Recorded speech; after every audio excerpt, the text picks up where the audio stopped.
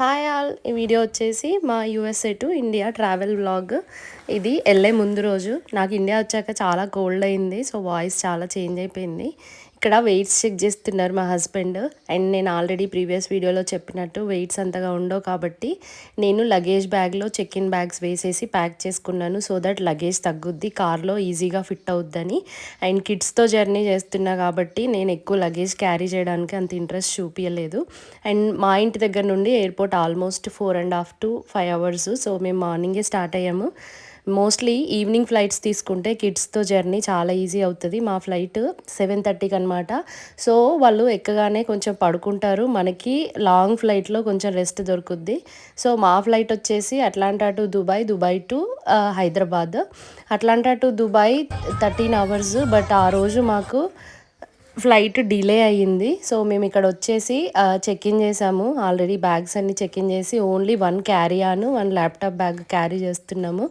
And కాసేపు ఇక్కడ కిడ్స్కి లంచ్ తీసుకున్నాం బయట మేము తినిపించేసి. ఇంకా మా హస్బెండ్కి బాయ్ చెప్తున్నారు అనమాట వీళ్ళు. డ్రెస్ చేంజ్ చేసుకున్నాము, కొంచెం ఫ్రెష్ అప్ అయ్యాము. అండ్ ఆల్మోస్ట్ మనం 3 hours ముందు వెళ్తే సరిపోద్ది. Security check in just 1/2 hour పట్టుద్ది కాబట్టి నేను 7:30కి ఫ్లైట్ అయితే మాకు అది 9:30కి స్టార్ట్ అయింది. సో మేము 7కి సెక్యూరిటీ చెక్ ఇన్కి వెళ్ళామన్నమాట. సో అప్పటిదాకా అయితే కొంచెం క్వాలిటీ టైమే స్పెండ్ చేసాము. ఫైనల్లీ బోర్డ్ అవుతున్నాము. అండ్ 2 కిడ్స్తో జర్నీ అంత ఈజీ ఏం కాదు, బట్ మేము బుక్ చేసుకుంది ఖతార్ ఎయిర్వేస్. సో ఈ స్క్రీన్ ఉండడం వల్ల నాకు చాలా, అంటే నేను సేవ్ అయ్యాను అనిపించింది వాళ్ళిద్దరు అల్లరి నుండి. కాసేపు గేమ్స్ ఆడుకున్నారు, కాసేపు మూవీ చూశారు. అండ్ తర్వాత డిన్నర్ వచ్చాక తినేసి ఇంకా పడుకున్నారు చాలాసేపే, అంటే ఒక 3-4 hours పడుకున్నారు. అండ్ పడుకొని లేచాక మళ్ళీ వాళ్ళు బ్రంచ్ ఇచ్చారు, బట్ కిడ్స్కి ఫుడ్ అంతా నచ్చలేదు ఎక్కువ.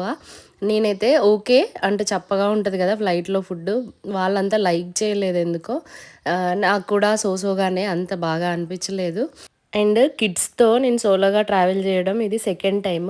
ఫస్ట్ నేను యూఎస్కి వచ్చినప్పుడు చేశాను, అండ్ ఇప్పుడు మళ్ళీ రిటర్న్ వెళ్ళేటప్పుడు. అండ్ మా ఫ్లైట్ డిలే అవ్వడం వల్ల అబుదాబిలో కొంచెం మాకు అంటే రన్నింగ్లో వెళ్ళామన్నమాట.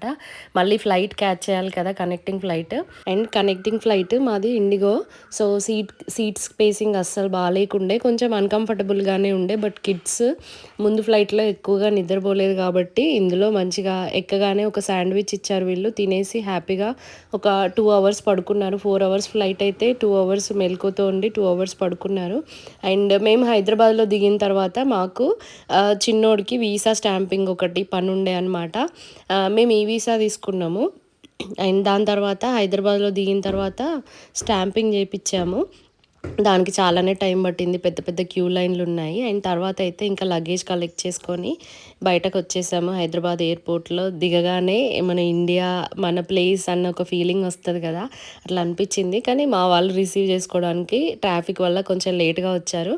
సో బయట వెయిట్ చేస్తూ అన్నీ చూస్తూ ఉన్నామన్నమాట. చాలా క్రౌడీ ఉంది హైదరాబాద్ ఎయిర్పోర్ట్ అయితే. ఎర్లీ మార్నింగ్స్ కదా, డిపార్చర్స్, అరైవల్స్ అన్నీ ఆ టైంలోనే ఉంటాయి. మేము దిగింది ఆల్మోస్ట్ 2:30 or 3 o'clockకి దిగితే మేము బయటకు వచ్చేసరికి 4 అయిపోయింది, 4:30 అయ్యింది. అండ్ మళ్ళీ ఫ్రెష్ అయ్యి ఇంకా మెల్లిగా బయటకు వచ్చి ఒక 1/2 hour వెయిట్ చేసేసరికి మా వాళ్ళు వచ్చారు. సో ఇది మా short and sweet trip. Kids అంత ఏం ట్రబుల్ చేయలేదు ఈ ట్రిప్లో. లాస్ట్ ట్రిప్లో అయితే చాలా ట్రబుల్ చేశారు. అండ్ మేము వెళ్ళేది ఇక్కడ నుండి కరీంనగర్కి. సో దారిలో ఈ మక్కంకులు ఉంటాయి కదా, ఇవి తీసుకొని సిద్దిపేటలో తీసుకొని వెళ్ళాము. అంతే. ఈ వీడియో నచ్చితే లైక్ చేసి సబ్స్క్రైబ్ చేసుకోండి. Thank you so much for watching.